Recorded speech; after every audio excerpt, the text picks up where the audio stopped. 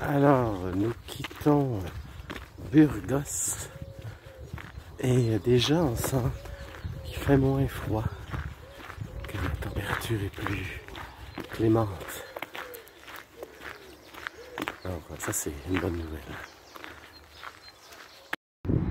Alors le risque de se perdre est toujours présent sur le Camino. Mais ici, régulièrement, il y a des pancartes immenses comme celle-ci. Comme vous pouvez voir, on est à Castilla y León, la région de Castille et de Léon. Et on voit ces pancartes, donc impossible de se perdre. Alors, où est-ce qu'on va? Ben, on s'en va dans la Meseta. On commence la Meseta. Et comme vous pouvez voir, c'est très plat. C'est la particularité de la meseta, d'être plate. Parce que meseta, ça veut dire plateau.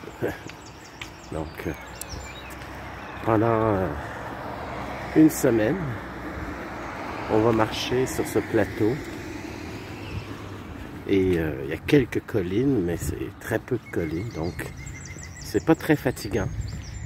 Et c'est pour ça d'ailleurs que beaucoup de marcheurs décident de sauter cette étape parce que il y a trop de... c'est trop plat. Il n'y a pas assez de défis. Alors, voyez le soleil qui se montre, qui nous éblouit parce que c'est un ciel sans nuages. Alors, on va avoir un soleil qui va nous réchauffer, qui va nous taper dessus. Et ça, on s'en plaint pas. Alors, c'est parti. Regardez comme c'est plat pour la meseta.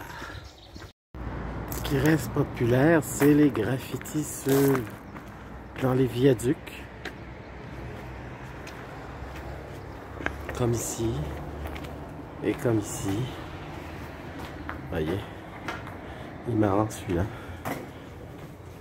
Il y a des portraits aussi plus réalistes, un petit peu plus réalistes. Voyez.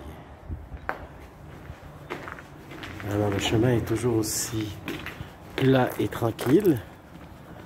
Le soleil est toujours agréable quand il se montre ici. Nous sommes dans le village de Tardaros, si je ne me trompe pas. Ben, je ne me trompe pas, mais si je me prononce bien, Tardaros. Et ici, vous avez l'église de Tardaros, qui est carrément un château fort, hein? 14e siècle. Alors quand ils faisaient les églises dans ce temps-là, c'était fortifié. Ils pouvaient résister à l'ennemi à l'intérieur de cette église-là. Et vous allez voir d'autres églises de ce type-là, carrément construites comme un château fort, plus loin. Alors on est loin du style gothique qu'on avait à Burgos, tout en finesse avec tous les détails.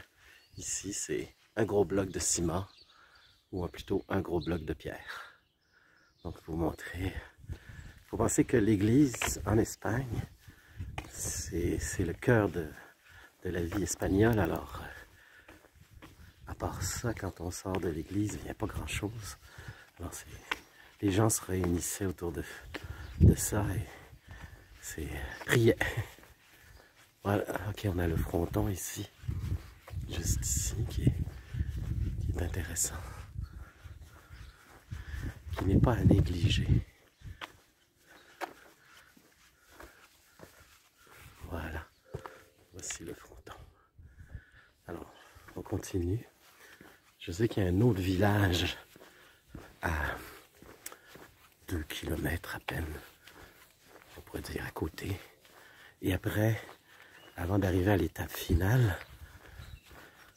c'est 7 km. Donc, si je calcule 2 plus 7, il nous reste 9 km avant d'arriver à l'étape finale de la journée. Je ne pourrais pas vous dire le nom. Tout ce que je sais, ça finit par Des Caminos. Alors, mais le premier nom, je ne me souviens pas. Je vais vous dire ça tantôt.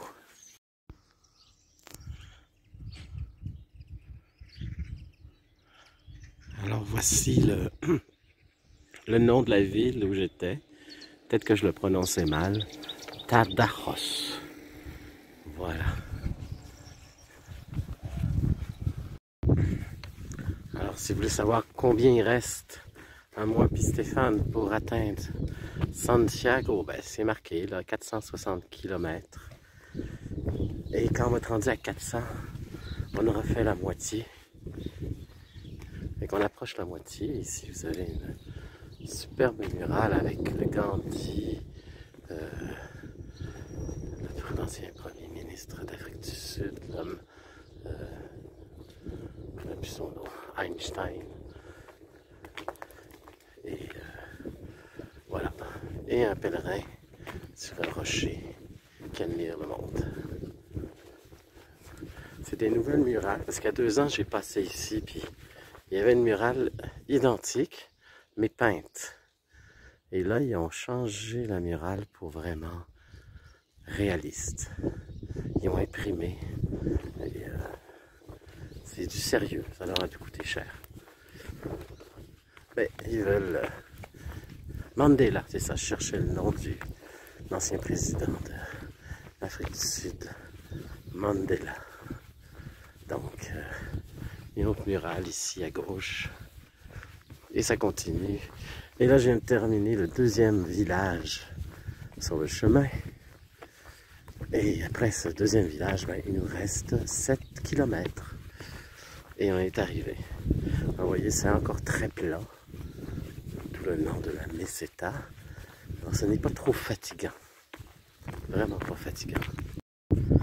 Alors, je m'excuse pour le vent et pour la voix, parce que je suis un peu enrhumé. Alors, le vent, ça va vous gêner. Mais je vais vous parler du prochain village. Et ce village-là, il est caché. Il est dans une crevasse à l'abri du vent, justement.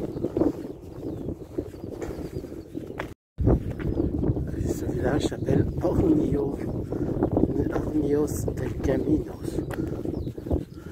Et vous allez voir apparaître, comme par magie, dans un trou bien à l'abri. On voit au loin la croix du chemin, la croix de Compostelle.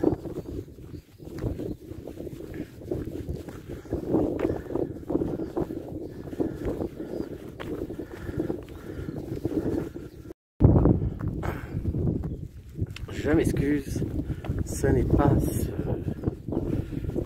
ce chemin-là, c'est ce village-là, Hornillos del Caminos, qui est dans une crevasse. Je me suis trompé, ça va être plus loin. Donc, c'est dans une vallée, tout simplement. J'ai confondu. Mais à un moment donné, on va voir un village qui est carrément dans une vallée. Vous voyez le chemin qui serpente.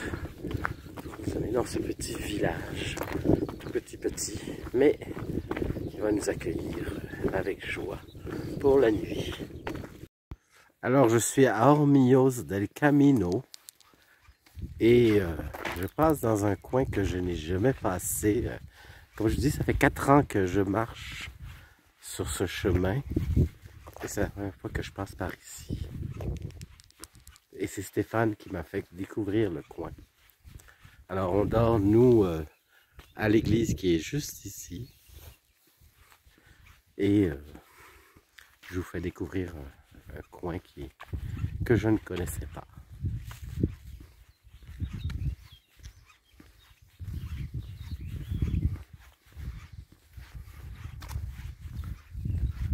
Alors je sais que les Espagnols, ils font ce qu'on appelle des genres de celliers dans la pierre, comme ceci. C'est pour ça que vous voyez ça. Vous remarquez qu'il fait très beau. On s'en plaindra pas. Parce qu'en même temps, il y a une tempête de neige au Québec. Et ça, c'est pour eux, pour les Québécois, très pénible. Et pour nous, très agréable parce que, comme vous pouvez voir, la température est idéale.